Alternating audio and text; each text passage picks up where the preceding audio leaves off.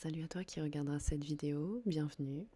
Aujourd'hui, je vais te parler de ma vision de la médiumnité, ce que j'en pense et comment au quotidien je peux la matérialiser. Pense à t'abonner si le contenu que je propose te plaît.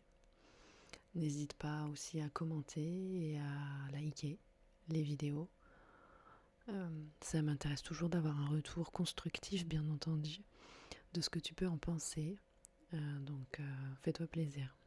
Et si la médiumnité n'était pas ce que tu penses? Un don réservé à quelques élus, par exemple. Je rencontre beaucoup de gens qui pensent ça, qui pensent que c'est vraiment réservé à une caste. Mais pour moi, c'est plutôt quelque chose que tu portes en toi.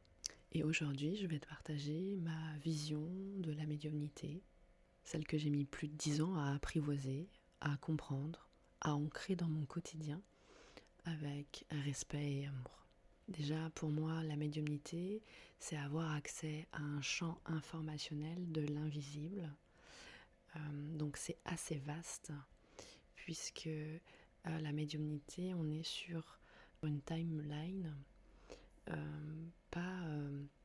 pas horizontale, mais plutôt verticale. C'est-à-dire qu'on va dans des strates différentes, des potentielles dimensions pour obtenir des informations. Donc ça va être du bas vers le haut ou du haut vers le bas, hein. Ça dépend où est-ce qu'on veut aller chercher les informations. Et donc ça peut être les guides, les défunts, d'autres entités, d'autres êtres en fait.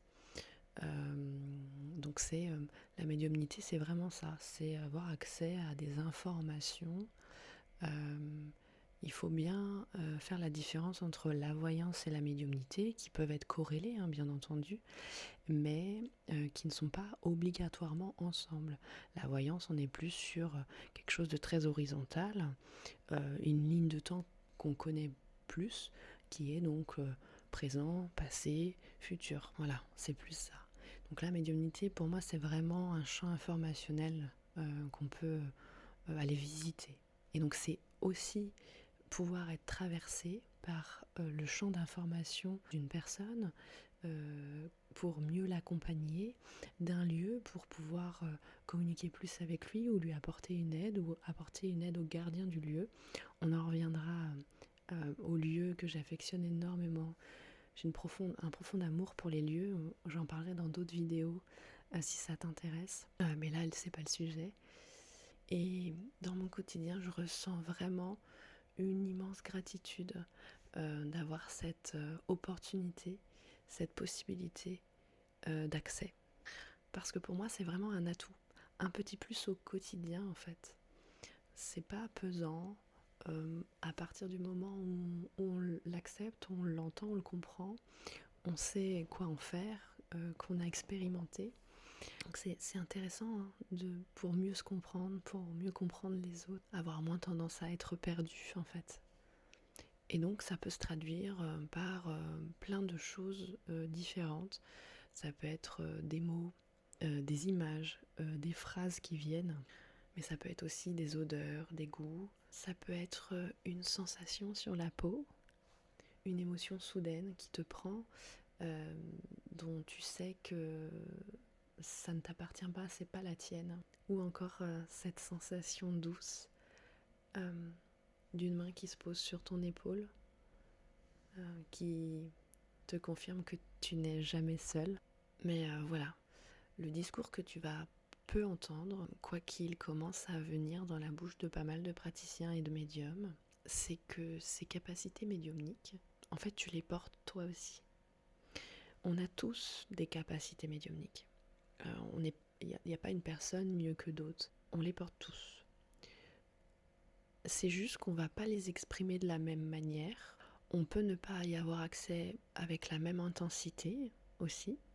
Nous n'avons pas forcément les mêmes canaux de prédilection en fait. Mais par contre, les capacités, elles sont là depuis que nous sommes incarnés en fait. Ce n'est pas toujours simple, ce n'est pas toujours fluide et drôle. Et surtout, ce que j'aimerais aussi te dire, c'est que c'est pas un jeu. J'ai souvent eu affaire à des personnes qui m'ont raconté des drôles d'expériences parce qu'ils ont un peu joué, testé sans limite, testé sans respect de l'énergétique, ou en ne mettant pas de cadre, en n'ouvrant pas, en ne fermant pas, en ne se protégeant pas, en ne se purifiant pas. Et on peut s'apporter des problèmes dont on pourrait se passer en fait, si on avait quand même 2-3 bases. Parce que ne pas prendre conscience de la responsabilité que ça implique, ne pas prendre soin de ses canaux, ouvrir et fermer sans connaissance, ça peut engendrer des failles. Et ça, je le vois beaucoup. Moi qui ai une boutique qui accueille du public et tournée vers la spiritualité et l'ésotérisme, j'imagine bien, depuis 5 ans, j'entends beaucoup d'histoires par rapport à ça, de très belles, mais des pas super chouettes de temps en temps quand même. Et donc, comme je te le disais, ça peut engendrer des failles, des portes ouvertes en toi, des espaces où on peut être parasité. Et donc l'idée, c'est de s'éviter ce genre de problématiques. Des choses à connaître, des choses à ancrer dans le quotidien quand on souhaite accéder à ses capacités médiumniques. Et d'ailleurs, c'est exactement ce que je transmets dans le programme Médiumnie que j'ai créé. En fait, quand quelqu'un comprend vraiment ce qu'est la médiumnité et apprend à travailler avec, quelque chose de profond se passe.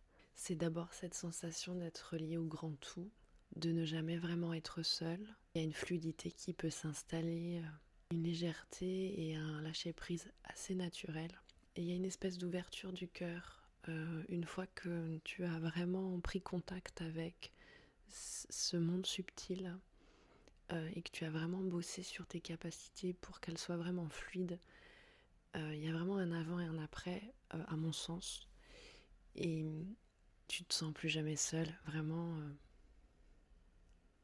On peut avoir des pertes de foi par moment et c'est normal de douter, c'est même sain. Mais ça dure jamais vraiment longtemps. C'est aussi une meilleure connaissance de soi, de l'humain, du monde et de l'invisible bien sûr. Une compréhension plus profonde des entités, quelles qu'elles soient, de ce qui nous entoure, de la vie après la mort aussi. Des fois, avoir accès à ce genre d'informations, c'est aussi répondre à des questions que tu te poses depuis longtemps, auxquelles tu n'avais pas vraiment la réponse, ou alors que tu espérais que ça soit telle réponse.